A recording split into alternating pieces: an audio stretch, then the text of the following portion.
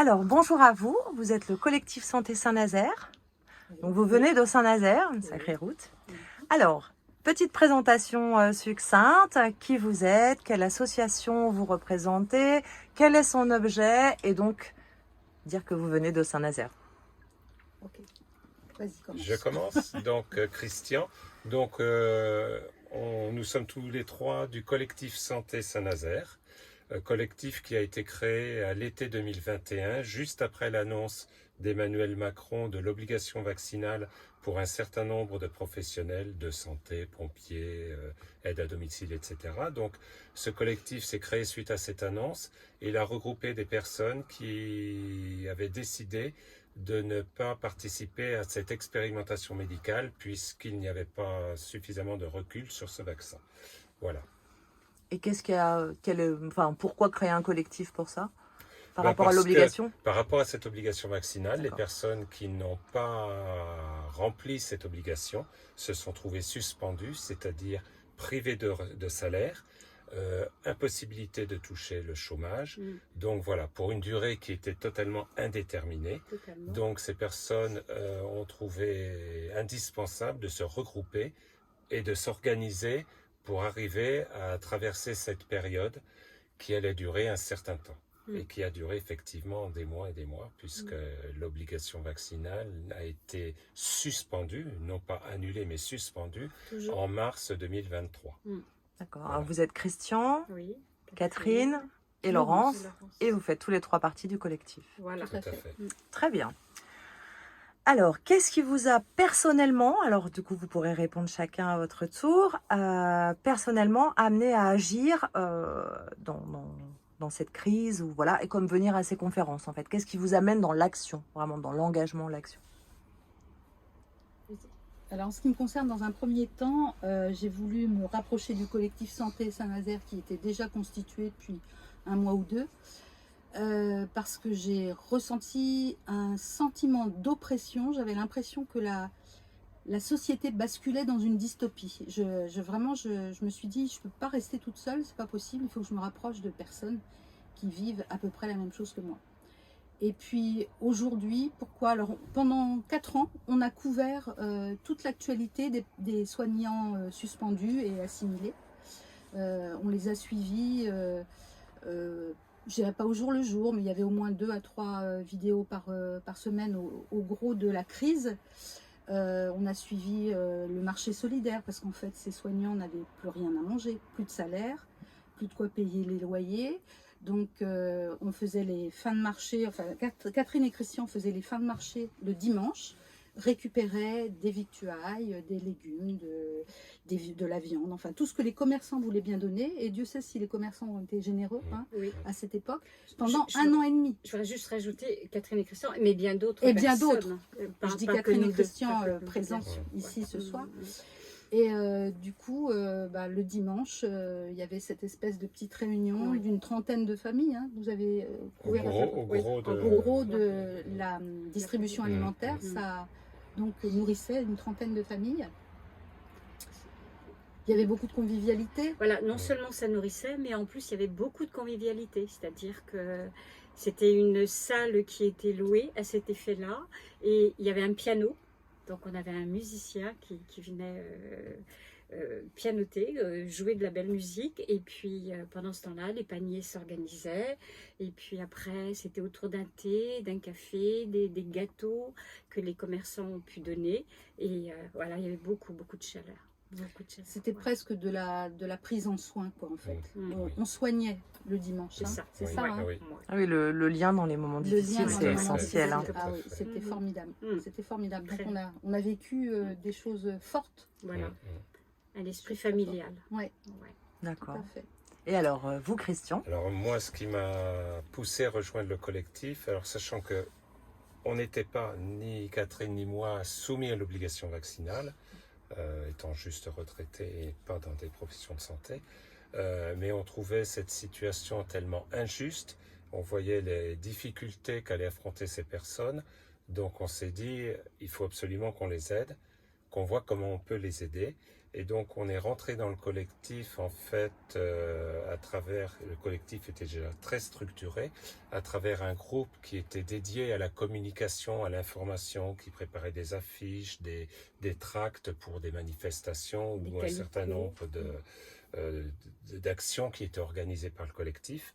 Donc on est rentré effectivement dans le collectif au sein du groupe communication et puis effectivement on a apporté nos bras pour aller également le dimanche au marché pour aider à collecter les denrées que les commerçants donnaient, dont Laurence parlait tout à l'heure. Voilà.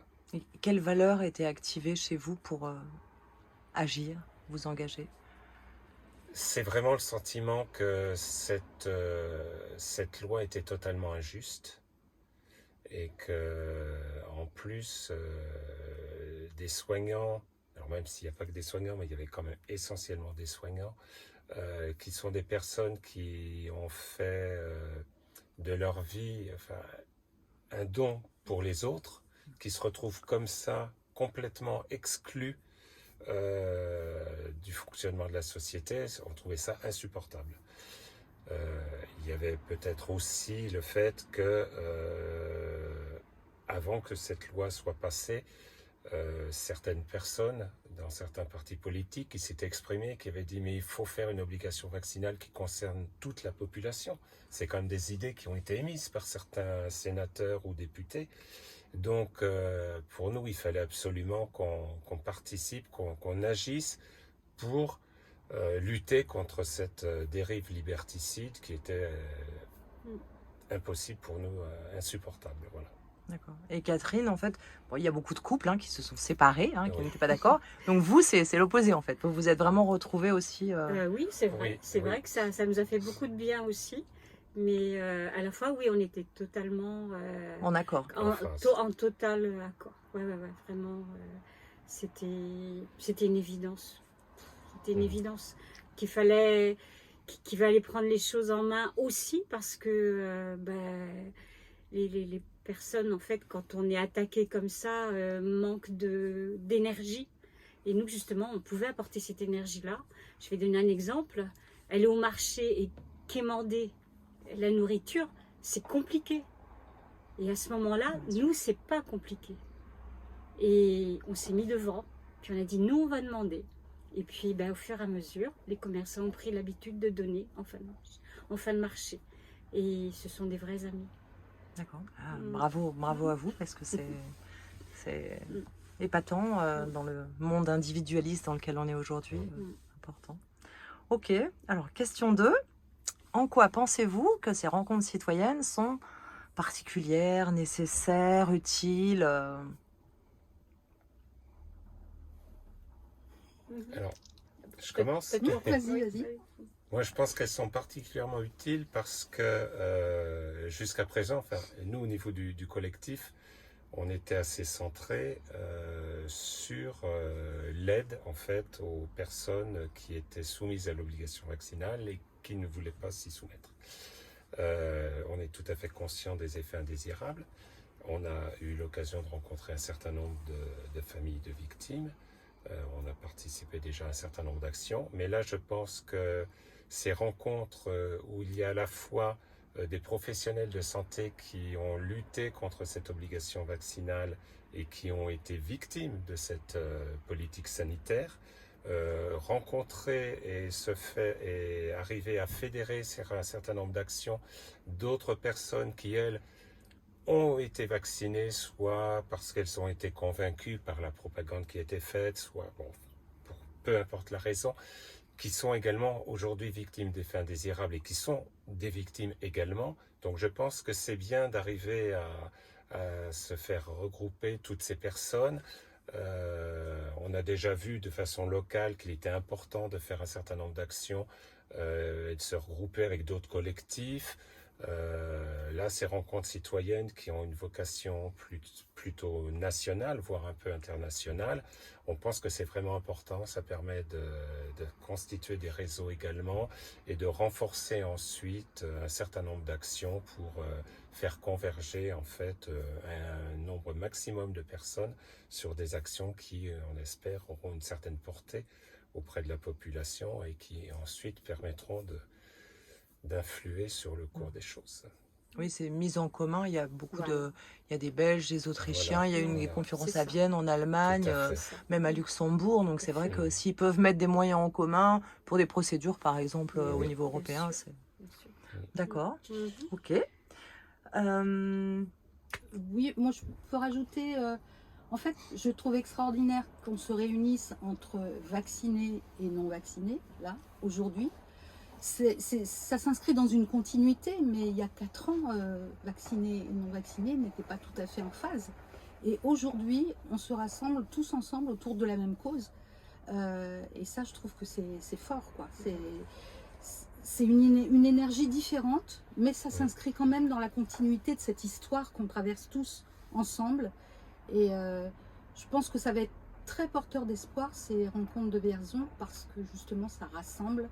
Et ça va peut-être faire prendre la mesure aux autorités sanitaires que ce ne sont pas des petits clochers qui s'agitent localement, mais c'est un grand mouvement, une grande coalition qui est en train de se constituer. Exactement. Voilà. Et là, Mm. tremblez, Mm. messieurs, Oui. mesdames. Ouais. oui, il y a 4 fois plus de personnes que l'année dernière. Bien. Voilà. Bonne Ouais, nouvelle. donc c'est vraiment énorme. Ah, Parfait. ouais. Autre chose? Non, Non, Catherine? moi, Ok. je suis jointe tous les deux, évidemment. Parfait. Alors, dernière question, chacun à votre tour. Si vous pouviez changer une chose maintenant, d'un coup de baguette magique, ça veut dire, vous choisissez, tout est possible, ce serait quoi et pour quel changement de paradigme dans les années à venir? Tu as une idée? Moi, le coup de baguette magique, ce serait de me transformer en hypnotiseur, en fait. Quand l'hypnotiseur sort son patient hypnotisé de l'hypnose et qu'il dit maintenant, vous vous réveillez. Ce serait avoir cette capacité de dire aux gens, maintenant vous vous réveillez, et que les gens qui sont d'une certaine façon hypnotisés par une propagande qu'ils reçoivent depuis quelques années sur les ondes radio, sur la télé, etc., commencent à sortir de cette hypnose et acceptent un dialogue avec d'autres personnes, comme nous par exemple, parce que jusqu'à présent on a toujours eu de la difficulté quand on a voulu entamer un dialogue rationnel, raisonné sur les risques qu'il pouvait y avoir. On est vite tombé, la politique de créer des oppositions entre les gens a bien marché sur beaucoup de personnes, et donc voilà, ce serait une façon de réveiller les gens juste pour qu'ils acceptent le dialogue et petit à petit par la raison, ils puissent se poser des questions et basculer. Et pour un changement de paradigme, que en fait les gens se rendent compte que la santé c'est d'abord son affaire personnelle, et qu'il faut rester maître de ce que l'on fait sur son corps et tout, être conscient, être informé et prendre réellement sa santé en main plutôt que de suivre docilement des directives sans savoir ni pourquoi ni comment, uniquement parce qu'il n'y a aucune raison que les autorités nous veulent du mal, par exemple. Voilà. Donc ce serait ça, moi, le changement de paradigme, c'est que vraiment les gens prennent en compte leur santé et refusent toutes les politiques, je dirais, trop orientées, quoi. Voilà. J'irai même plus loin, je dirais que stop à l'infantilisme, que les gens redeviennent adultes, voilà, et qu'ils recherchent la vérité, et que la vérité, elle sera à portée de main. Qu'est-ce que vous entendez par infantilisme en fait? Enfin, je sais ce que ça veut dire, mais comment vous le voyez chez les gens? Ben, en fait, les gens ne vont plus chercher les informations. Ils écoutent ce qu'on leur dit, ils font confiance, alors qu'aujourd'hui, en fait, il faut déjà se faire sa propre opinion et se forger, mais faire ses choix, les vrais choix, et en ayant eu le bon éclairage pour faire le bon choix. On n'en aurait pas été là si on avait su tous dire non à cette politique délétère. Et est-ce que vous pensez que c'est dû à quelque chose, à une action? Est-ce que vous pensez que les gens ont été infantilisés ou est-ce que vous pensez que c'est l'évolution de la société? Je dirais que naturelle? l'ingénierie sociale, depuis des décennies, a largement participé aux résultats que nous avons aujourd'hui. D'accord. Ok. Dire non. On stoppe l'hypnose, on dit non à l'infantilisme. Et alors, Laurence? Alors, faire tomber la peur, parce que je pense, et je dirais même plus la peur de la mort, parce qu'en fait, nous tous, humains, on est mués par cette peur de la mort, qui nous fait agir de manière complètement irrationnelle. Et je pense que s'il n'y avait pas eu cette peur de la mort, on aurait réagi différemment par rapport à cette soumission vaccinale. On aurait pris du recul, on se serait donné le temps d'examiner ce qui nous était imposé. Et voilà, j'aimerais qu'on arrive les uns et les autres à souffler, se dire que oui, mourir, c'est normal, ça fait partie de la vie. Pas facile hein, de se le dire. Disons que C'est pas si facile. ça paraît logique d'avoir peur de mourir, on n'a pas spécialement envie de mourir. Par contre, qu'on nous mette de la peur sur quelque chose qui n'existe pas, ou avoir une peur qui n'est pas... Parce que si on a peur du vide, ben, c'est normal, parce que ça nous protège en fait. Hein, voilà. Mais là, c'est une peur qui n'était pas raisonnée en fait, c'est plutôt ça. C'est une peur qu'on vous met de quelque chose qui n'existe pas. Elle était attisée. Mais je crois que la peur de la mort, elle est dans notre ADN. On n'a pas envie de disparaître. Oui, c'est l'instinct de conservation d'avoir peur de la mort. C'est l'instinct de conservation, donc on n'a pas envie de ça. Et quand on nous met face à ça de trop près, c'est difficile, donc on réagit de manière viscérale, instinctive, on se protège. Et donc si on pouvait arriver à prendre un petit peu de recul par rapport à toutes ces angoisses-là, je pense qu'on grandirait un peu, et puis on se protégerait pour les années à venir, car tout n'est pas terminé là. Parfait. Bah, écoutez, merci à vous trois. En tout cas, Merci. au plaisir. À toi. Merci.